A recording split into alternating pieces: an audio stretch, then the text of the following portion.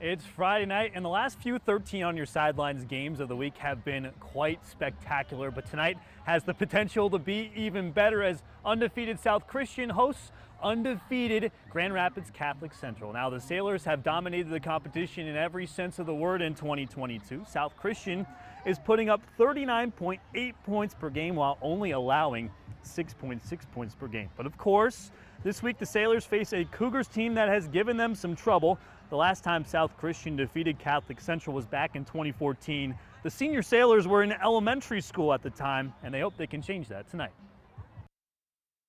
It's really important, but we try to keep it contained, and we try to treat it like every other game. We want to beat them. We want to beat everybody. We want to stay 1-0 this week. I think we're all excited.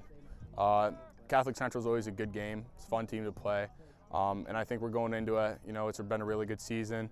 Maybe a little bit nervous, but I think we are confident in what we can do, and we think it's going to be a good game. And obviously, Catholic has set the bar over the last 3 or 4 years of what it looks like to win football games. Not many teams win that many in a row, so obviously we got a big test ahead of us. And I think for us, it's just treating this game no different than any other game. Obviously, the stakes are higher.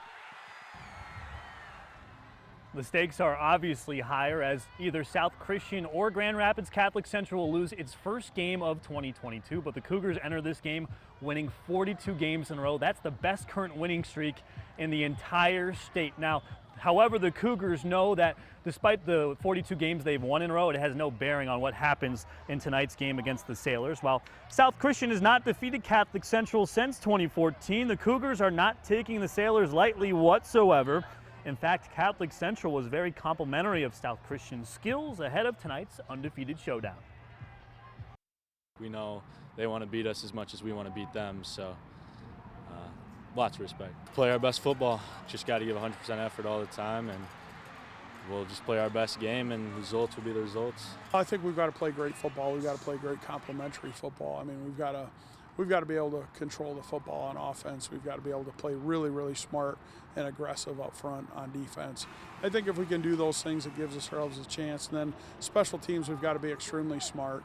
And if we can play smart on special teams, that'll put us in a lot better position.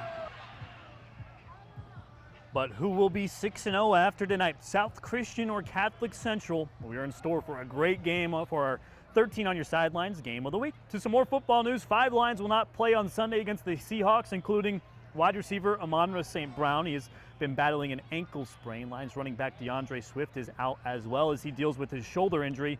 3 others are out, including defensive lineman John Kaminsky, offensive guard Jonah Jackson, and kicker Austin Seibert. And it's not all about football, as tonight the Muskegon Lumberjacks open up the season at home against the Chicago Steel. Puck drop is at 7 p.m.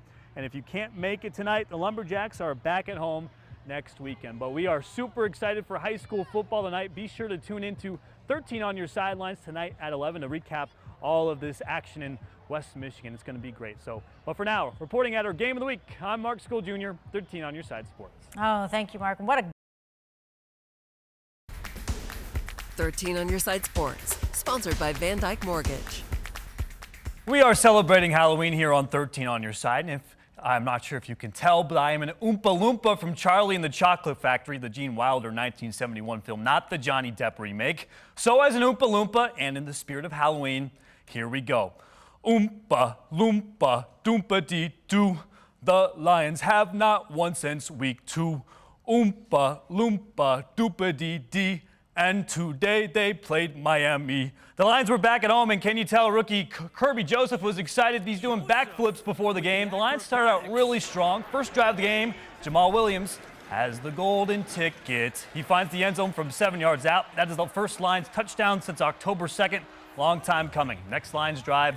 What do you get when you throw to DeAndre Swift? A touchdown that feels like a gift. Lions lead 14-0 in Swift's first game back since September 25th. Very next drive, the Lions score again as Jamal Williams records his 8th rushing touchdown in 7 games. That is a Lions franchise record. Detroit leads 21-7. Containing Jalen Waddle was a struggle for the Lions secondary as he hauls in his 2nd touchdown of the game in the 2nd quarter. Lions still lead 21-14. But in the 4th, Miami takes his first lead of the game as Tua Tagovailoa connects with Mike Gesicki for the 11-yard score. It's 31-27 Dolphins. Lions look to make something happen, but it's the Ferris State product, Zach Sealer, who sacks Jared Goff and says, "You get nothing, you lose. Good day, sir." Lions fall to the Dolphins 31-27. That's their 5th loss in a row. As frustrating as it is, I know how close we are because we are still talking about one play. And the hard thing is to just keep doing your job, you know, and stand in the thick of the storm. And the easy thing is to go down below and get under the blanket and eat all the food and whatever. It's the guys who are going to stay on the deck and just continue to do their part because they know the sun's coming. Those are the guys we're looking for.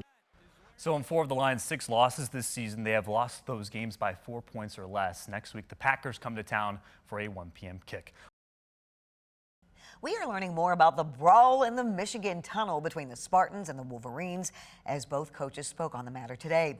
13 on your side's Mark Skol Jr. is here now with a breakdown of the event, Mark. Juliet, the sad thing is the 2022 edition of the Michigan State rivalry will not be remembered for what happened on the field, but the aftermath of it all. So this is all that happened in Ann Arbor on Saturday night. And as soon as the clock hit 0, the pushing and shoving began. You can see Michigan head coach Jim Harbaugh separating some of his players away from MSU players on the field before his post-game handshake with Mel Tucker. The players from both schools were eventually separated, and then the teams went into the tunnel. This video is from ESPN. Michigan State goes in the tunnel first. However, Michigan football player Jaden McBurrows, number 1, is seen heading into the tunnel while the MSU team is going in. Then somewhere in between there, Michigan football player Jamon Green was being attacked by MSU football players, which you can see here, a Spartan hitting a Wolverine with a helmet. Harbaugh says McBurrows then tried to help Green out, and then this happened. This video was captured by the Detroit News' Matt Charbonneau of several Spartans shoving McBurrows. Very violent. Harbaugh says the incident needs a criminal punishment. I can't imagine that this will not result in criminal charges. The videos are bad, and it's clear what transpired. It seems very, very open and shut. An apology will not get the job done in this instance. There should be serious consequences for the many individuals that are culpable. This has been a very traumatic experience for everybody, especially for Jaden and Jamon. And as a result, Michigan State decided late on Sunday night to suspend 4 players indefinitely. Those 4 are Tank Brown, Kari Crump, Angela Gross, and Zion Young. The suspension is effective immediately. Tucker says suspension means the 4 Spartans are not allowed to attend team meetings, practices, or games. However, they are allowed to receive any academic and medical support as needed. Obviously, Tucker is very disappointed in the events that took place in the Michigan tunnel. We are deeply sorry. We're deeply sorry to both universities, the conference, our fans, alumni, supporters, and of course, all of our student athletes, past and present. Tucker also said that MSU is in full cooperation with law enforcement, MSU and UM leadership, as well as the Big Ten Conference as the investigation continues. According to a report from ESPN, the parents of Jamon Green, the Michigan football player who was hit in the tunnel, will be pressing charges. Of course, be sure to stick with 13 on your side, both on air and online, as we continue to follow this story. For now, I'm Mark Skol Jr., 13 on your side sports.